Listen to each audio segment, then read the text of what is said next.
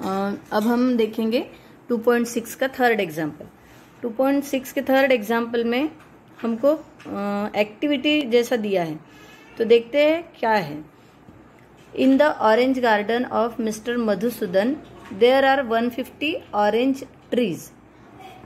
Total there are कितने total trees है? 150। The number of trees in each row, यानी row में ऐसे जो रो रहेंगे उसमें कितने हैं? Is 5 more than that in each column. Column यानी ऐसे जो खड़े रहते हैं इनको कॉलम बोलते हैं, और अगर ऐसा हम आड़ा देखेंगे तो उसको रो बोला जाता है। उभ्या रांगा म्हणजे कॉलम आणि आडव्या रांगा म्हणजे रो। तो क्वेश्चन में क्या बोला है? उभ्या रांगेत कॉलम में जितने ट्रीज है उसके 5 से ज्यादा यानी +5, उसमें +5 करोगे तो आपको मिलेगा रो में कितने ट्रीज है वो number. Find the number of trees in each row and each column with the help of this flow chart. आता मराठीमध्ये बघूया की टोटल त्यांनी किती झाडांची संख्या दिलेली आहे? 150। 150 टोटल संत्र्यांची झाडे आहेत। त्याच्यापैकी संत्रा बागेत आडव्या रांगेतील झाडांची संख्या उभ्या रांगेतील झाडांच्या संख्येपेक्षा 5 ने अधिक आहे। 5 ने अधिक यानी +5। 5 गुना बोले होते तो इंटू 5 लेते थे हम, 5 ने अधिक बोला है तो +5 लेना पड़ेगा। तो पहला देखो, number of trees in a column is x, म्हणजे समजा उभ्या रांगेतील झाडे x, ये उन्होंने ऑलरेडी दे दिया है। तो अगर कॉलम में के x है तो रो के कितने रहेंगे? 5 से ज्यादा। तो रो में क्या आएगा? x + 5। यहाँ पे क्या लिखेंगे? Number of trees in row x + 5, और मराठी में क्या लिखेंगे? आडव्या रांगेतील झाडे बरोबर x + 5। फिर क्या दिया है? Total number of trees. अब टोटल नंबर ऑफ ट्रीज यानी क्या? टोटल नंबर ऑफ ट्रीज जैसे कि आप आगे के क्लास में जाओगे तो उसमें आप मैट्रिक्स पढ़ोगे, तो उसमें क्या करना पड़ता है? नंबर ऑफ रोज और नंबर ऑफ कॉलम का मल्टीप्लिकेशन करना पड़ता है, तो मिलता है टोटल नंबर। अब टोटल नंबर उन्होंने दिया है 150, लेकिन ये तो नंबर हो गया, हम एग्जैक्टली लिखेंगे कैसा? नंबर ऑफ ट्रीज कितने हो जाएंगे? x × x + 5, ये हो गए टोटल, यानी मल्टीप्लिकेशन करने के बाद आंसर आपको मिलने वाला है 150।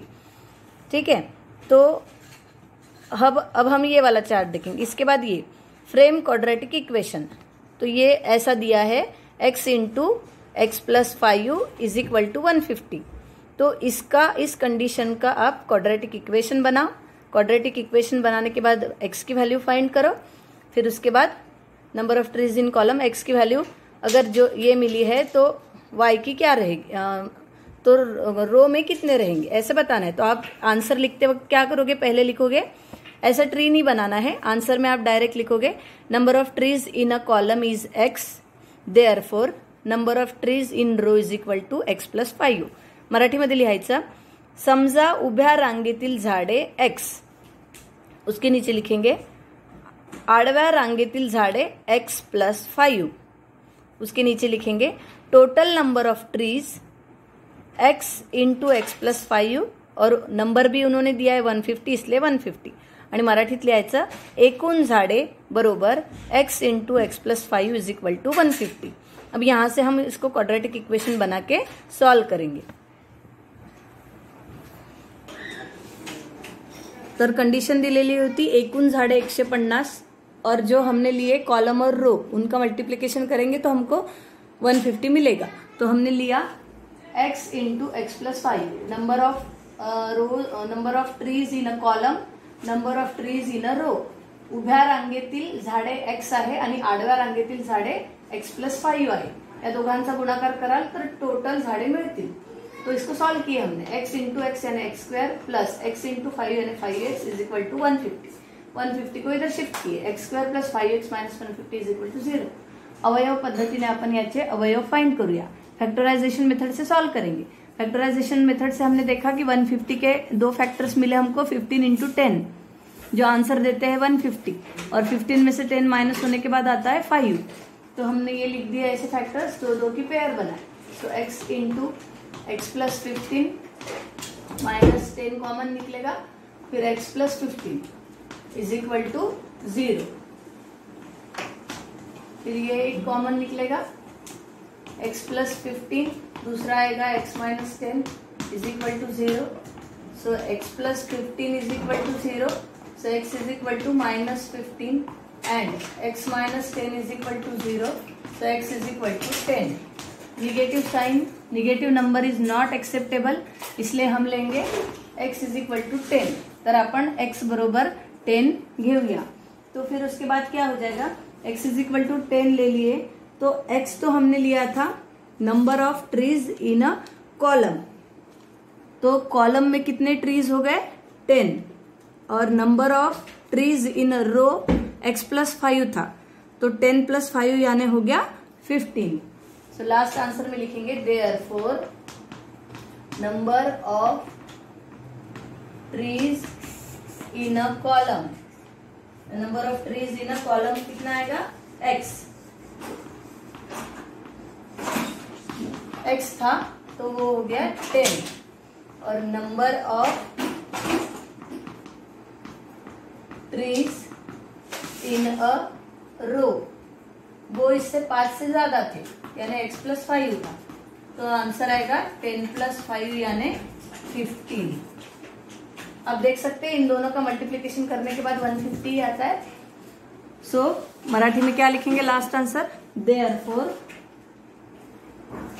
उभ्या रांगेतील झाडे, देयरफॉर उभ्या रांगेतील झाडे बरोबर x बरोबर 10 आणि आडव्या रांगेतील झाडे बरोबर x plus 5 is equal to 10 plus 5 is equal to 15। इस तरीके से हमने ये जो टी डायग्राम दी थी उससे आपको एग्जाम्पल सॉल्व करना है। तो आपको एग्जाम में भी ऐसे ट्री डायग्राम दी जाएगी, लेकिन सॉल्व आपको इसी तरीके से करना है, ऐसे बॉक्स बॉक्स भर के नहीं रखना है, ऐसा पूरा सॉल्व करके ही दिखाना है। इसके बाद हम देखेंगे 4th एग्जाम्पल।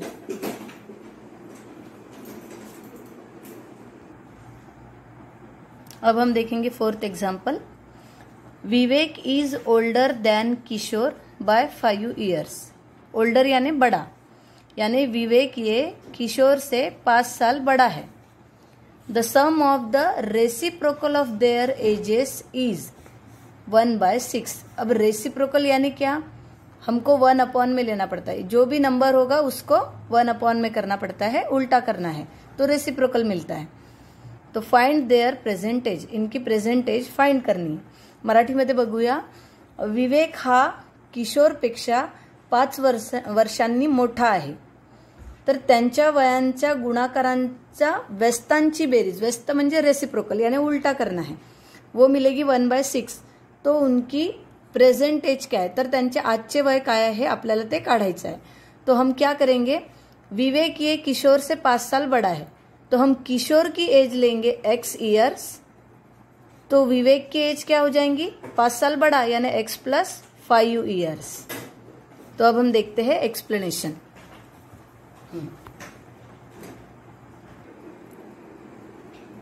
तो हम स्टार्ट करते, लिखते वक्त हम लिखेंगे let present age of Kishor is x years.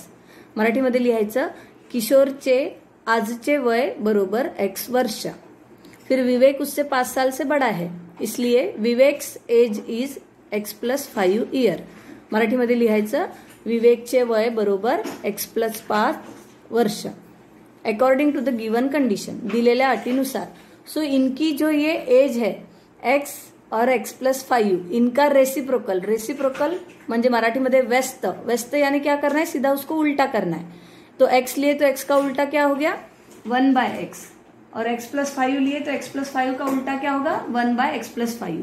तो इनके रेसिप्रोकल की सम यांच्या व्यस्तांची बेरीज क्या आएगी 1+6, इसलिए हमने इक्वेशन बनाया है 1/x प्लस 1/x प्लस 5, यानी किशोर की एज का रेसिप्रोकल और विवेक की एज का रेसिप्रोकल, इनकी एडिशन करने के बाद मिल रहा है 1/6। अब ये क्वाड्रेटिक इक्वेशन जैसा तो दिख नहीं रहा है, तो हमको क्या करना पड़ेगा, इसको क्वाड्रेटिक इक्वेशन बनाना पड़ेगा। उसके लिए हम क्या करेंगे, क्रॉस मल्टीप्लीकेशन। सो 1 इंटू एक्स प्लस 5 यानी x plus 5 plus x into 1 यानी एक्स, और नीचे में एक्स इंटू ये पूरा, तो हम लिखेंगे पूरा x into x plus 5 is equal to 1/6।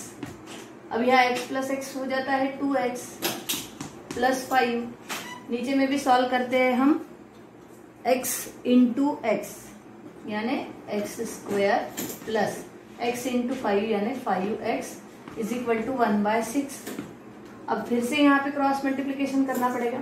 अब क्रॉस मल्टीप्लीकेशन करते वक्त केयरफुली, क्योंकि यहाँ दो टर्म है तो ये 6 से दोनों भी टर्म को मल्टीप्लाई होना चाहिए, तो बेटर वे आप वहां पे ब्रैकेट बना लो।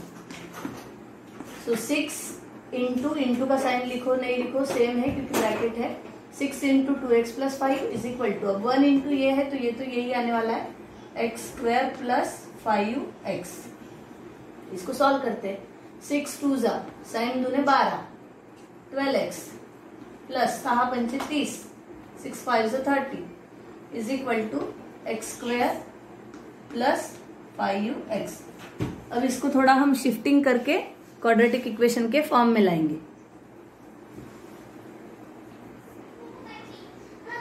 तो अभी हम क्या करेंगे, इनको इधर लाओ या तो इनको उधर लेके जाओ, एक जैसे ही है।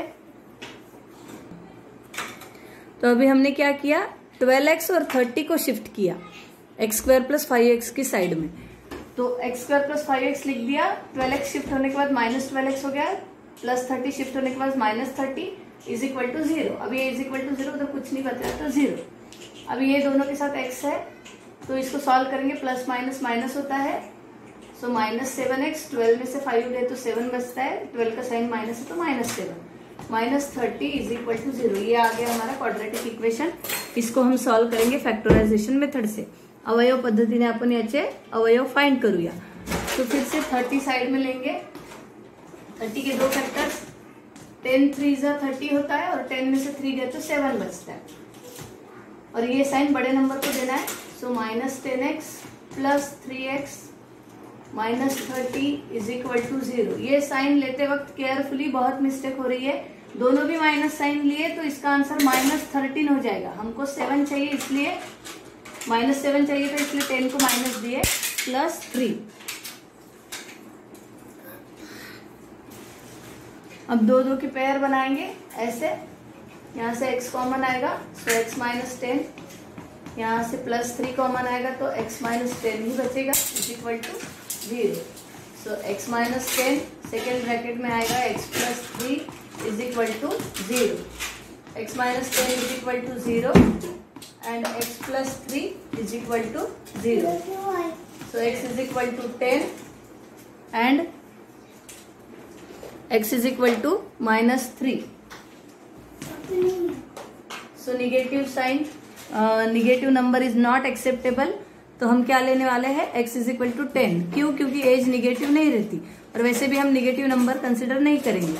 तो x is equal to 10 लेने वाले हैं हम। So therefore, so age cannot be negative, therefore हम x is equal to 10 consider करेंगे।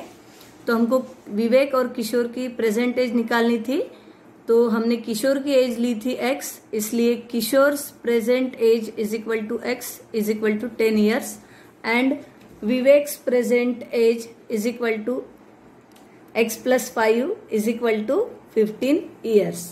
इस तरीके से हमने 4th एग्जाम्पल देखा। इसके बाद हम नेक्स्ट चैप्टर स्टार्ट करेंगे पेपर 2 का। इसके सारे रिमेनिंग एग्जाम्पल्स हम जिसको नहीं आया वो मुझे पूछ सकते हैं। इसके बाद हम पेपर 2 का 2nd चैप्टर स्टार्ट करने वाले हैं। सो नेक्स्ट वीडियो लेक्चर में हम 2nd चैप्टर स्टार्ट करेंगे, पाइथागोरस थ्योरम।